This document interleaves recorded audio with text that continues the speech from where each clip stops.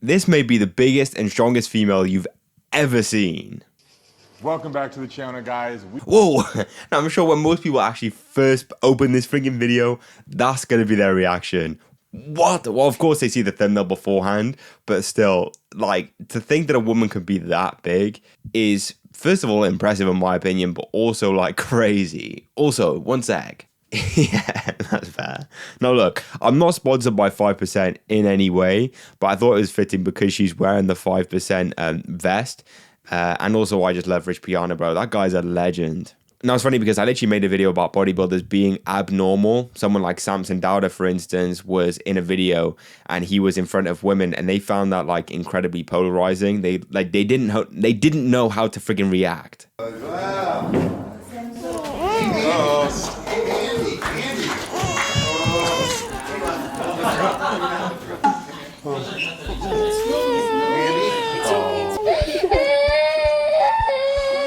And so maybe even more so for Natalia, for instance, because she, you know, you don't see women like this. You know, you might see a muscular man, but a muscular woman to this extent, most people are going to think it's kind of weird, right? Yes. Now it comes to no surprise that she is an IFBB pro.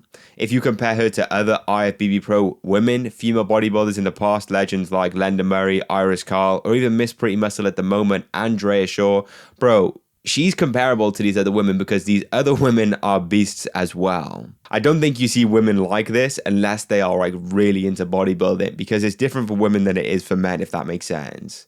For men, you become obviously more masculine, you become more muscular, broader shoulders, you become more dominant. No, dominant's not the right word. I can't think of the friggin' word. It's not dominant, it's not, what the hell's the word? Like not menacing either, like, I can't think of the freaking word. I'm sure someone's going to be able to figure it out. But yeah, you get my point. You become more masculine when you become a male bodybuilder, when you're a male bodybuilder.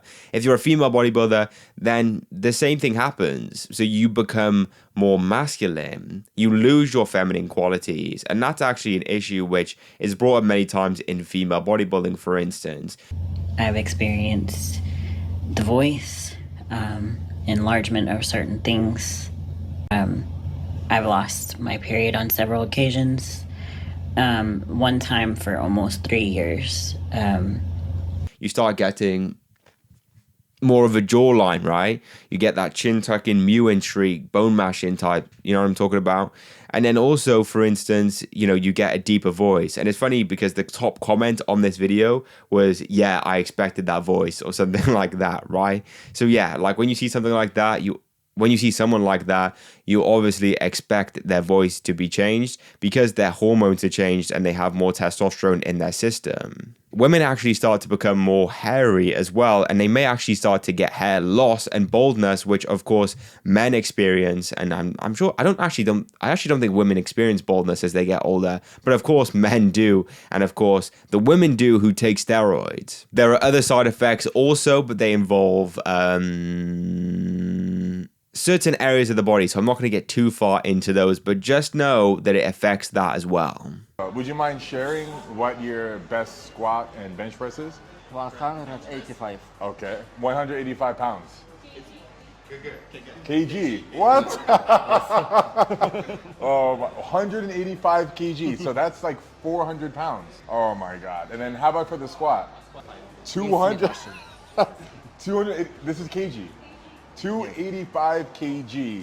So you can clearly see here that she has amazing bodybuilding genetics, but she also has incredible strength genetics. The Ronnie Coleman of, no, I'm joking, I don't want to go that far, right? But the thing is, right, is you can clearly see that she has amazing genetics in general. And this is, of course, a misconception that people have with bodybuilding. On the male side of things, they'll talk about how, oh yeah, you know, I'd look like that if I took steroids and whatnot, right? But of course, you're never going to be Mr. Olympia level. You're never going to be IFBB pro level, for instance, you know, maybe, or even that upper echelon of strength genetics without those incredible genetics. Wait, the upper echelon of strength training and competition. You get my point. And the same thing applies to Natalie here. She has incredible bodybuilding accolades. She's an IFBB pro, and she's also a record holder in, you know, compound movements like the squat and the bench. That's incredibly impressive. And again, based solely on genetics. Which age did you start training? How old was when she started? So she benched 100 kg at 15 years old. We're gonna get the footage from her and show you guys, because I saw it the other night when we first met. And we even see this here as well. She was 15 years old when she benched 100 kg for the first time. Most men don't do that, bro.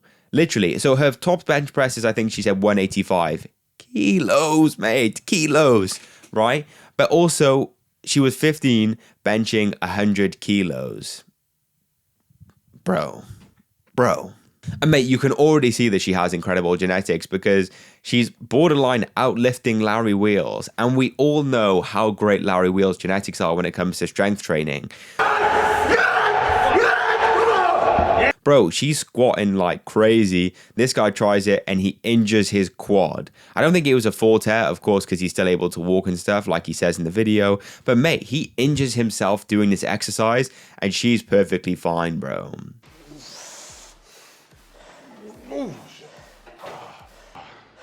There already is a little small tear there from that set, so now, not a good idea. I wish I could say I made it out of this training session unscathed, but there has been some damage to my quad. Nothing too crazy. Yes, I can walk, albeit with a little bit of pain. Of course, she was less protected though. She had the knee wraps on, he didn't. I'm not sure that's going to make a huge difference when it comes to injuring your quad, but of course, he wasn't as precautious in this sense. And again, he injured himself because of that. But again, just take into consideration, this is prime, well, it's not prime, but this is Larry Wheels, bro. Do you know the lifts that this guy's done? The deadlifts, the bench press and whatnot? Like, bro, the freaking Larry Wheels curse is like, U-turn and come back to him. The amount of guys who've like pulled their pec or like, their bicep or something with Larry Wheels now has come to bite him on the backside and he's injured his quad. And you want to know something that's even more crazier? This woman seems to be more conditioned than Larry Wheels is. Okay, this is crazy on so many levels. First of all, women have to be a higher body fat percentage than men anyway. Genetically, naturally, women have to be just to be healthier, right? So for instance, a man can be 10% body fat and be healthy, whereas a woman has to be around 18% in general to be at a healthy body fat percentage, right? So there's that. Also, there's a fact of Larry Wheels mentioned in this video that, mate, he literally competed like just over a month ago in a bodybuilding competition where he won his pro card. Yeah, don't get me wrong, you come back from that, you put on some, some fat, some water weight and whatnot. But bro, just look at the difference in their physiques.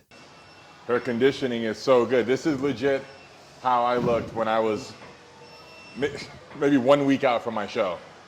I just did a show about a month ago where I earned my pro card.